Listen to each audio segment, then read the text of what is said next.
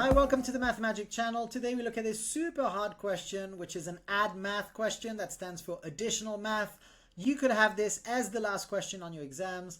And so it's a good idea to learn how to do the harder questions when it comes to exponents. A bit of prerequisite knowledge. You'll need to be savvy with simultaneous equations and powers of 2 and 3. That will really help you in this question. So the first thing to do here is to try and break the exponents down a little bit and to say that 3 to the x plus y is 3 to the x times 3 to the y. Since they're added, you're allowed to separate it that way. And then here we have 4. 4 is not a prime number, but we could use 2 squared. So we could say 2 squared to the negative 2x plus y, and that would be useful. And then 96 on the right-hand side, we might need to break that down as well. We can notice that it's 32 times 3. Now, why do we pick 32 specifically? Well, because 32 is a power of 2, so that's going to be quite useful later. And so, and then 3 is not a power of 2, so that's good.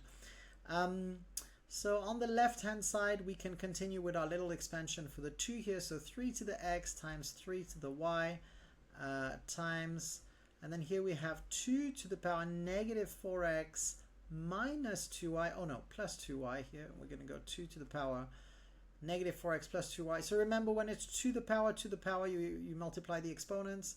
And this is equal to, so this is where the powers of 2 are important, 2 to the power 5 times 3. So now we can equate both sides with powers of 2 and powers of 3. And I notice I didn't actually need to separate the 3 to the x and the 3 to the y. It's just a force of habit. So I can keep it as it was in the beginning. And I can say that actually x plus y should be equal to the power of 3 on the right-hand side, which is 1. So I'm going to say x plus y, which is the power of 3, that should be equal to the 1 on the right-hand side. And then negative 4x plus 2y, well, that should be equal to the power of 2 on the right-hand side. So negative 4x plus 2y, that's going to be equal to the 5 on the right-hand side.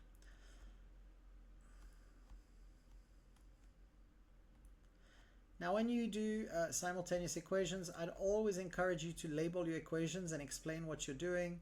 I can see here that if I multiply the first line by 2, and perhaps I do line 2 minus line 1 after having multiplied it by 2, the y's would go away.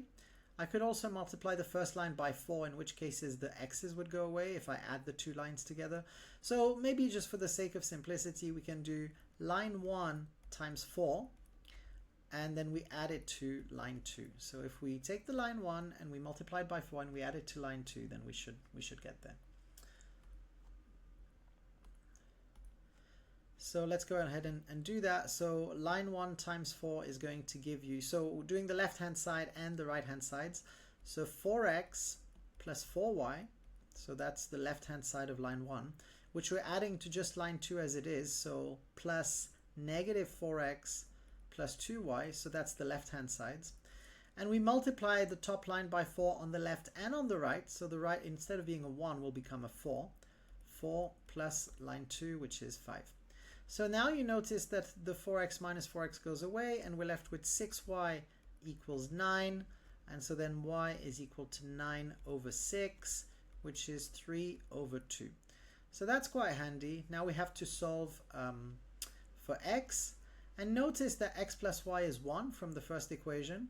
So which number would you add to 3 over 2 to get 1? So finding x, we can say that x is equal to 1 minus 3 over 2. So remember that y has the value 3 over 2, which is 1.5.